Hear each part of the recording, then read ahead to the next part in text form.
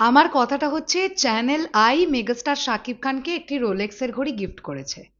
Channel I অনেক ভেবেচিন্তেই সেটা করেছে, তাদের কোনো প্রবলেম নেই, তারা ঠান্ডা মাথায় ডিসিশন নিয়েই বিষয়টা ঘটিয়েছে।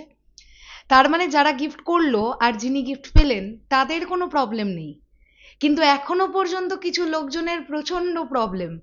আসলে এরা মেগাস্টার শাকিব খানকে সহ্য করতে পারে না, এটা তো খুব ক্লিয়ার ব্যাপার।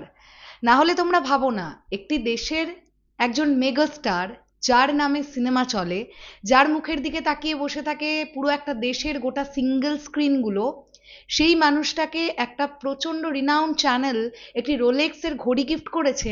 এটা তো প্রত্যেকের কাছে আনন্দের একটা বিষয় হওয়া উচিত, তাই না? আমাদের কাছে আজকে এসকে ফিল্মস এমন একটা ভিডিও নিয়ে এসেছে, যে ভিডিওটা আমাদের সামনে না এলে হয়তোবা আমরা জানতেই পারতাম না, স্পেশালি আমি বা শরৎ মিউজিক ভেঞ্চার্স টিম তো জানতামই না যে এরকম একটা ইনসিডেন্ট ঘটেছে। গিফটটা দেওয়ার সময় কতটা একটা সুন্দর মজাদার ঘটনা ঘটানোর মাধ্যমে মেগাস্টারের হাতে রোলেক্সের ঘড়িটা এসে পৌঁছেছিল, চলো তোমাদের সঙ্গে একবার দেখে নেব। আমার মনে হলো এই ভিডিওটা দেখে তোমরাও খুব আনন্দ পাবে। বিষয়টা দেখো কি সুন্দর। এই হচ্ছে সেই ভিডিও যেটা এসকে ফিল্মসের তরফ থেকে আমাদের কাছে আজকে এসেছে, চলো আমরা দেখি সবাই মিলে। একটা মিষ্টি কুমড়ো আনা হয়েছে, এটা দেখে মেগাস্টার শাকিব খান নিজেই হেসে গড়াগড়ি খাচ্ছেন। জীবনে অনেক উপহার পেয়েছি, কিন্তু মিষ্টি কুমড়া, মিষ্টি কুমড়া একটা রহস্য আছে। রহস্যটা such a funny moment. ওই ঢাকনা খোলো,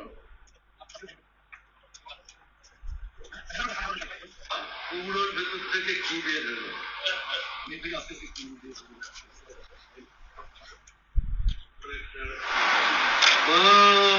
কুমড়োর ভেতর থেকে বেরিয়ে এলো রোলেক্সের ঘড়িটা। ওয়াও,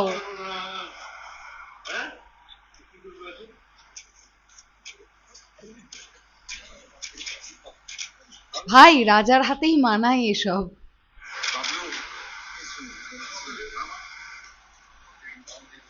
জীবনে যত উপহার পেয়েছি, এটা টাকার অঙ্কেও যেমন সবচেয়ে বড়, বাট ভালোবাসার দিক থেকে ভালোবাসার দিক থেকে এটা আমার কাছে প্রাইসলেস।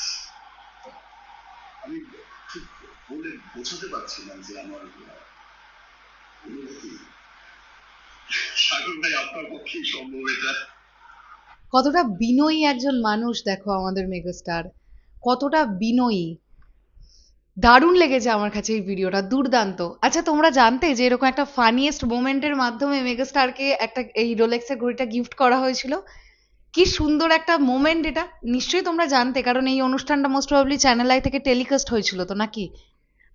যদি কেউ জেনে থাকো তাহলে আমাকে কমেন্ট সেকশনে জানিও। আর যদি তোমরা কেউ প্রথমবার এই ভিডিওটা দেখলে, মানে এসকে ফিল্মসই ছেড়েছে, তোমরা সেই ভিডিওই দেখেছো, তাহলে সেটাও আমাকে কমেন্ট সেকশনে জানিও। আমার কাছে তো দারুণ লেগেছে, তাই আমি এটা নিয়ে একটা ভিডিও শেয়ার করলাম তোমাদের সঙ্গে। চলো টাটা।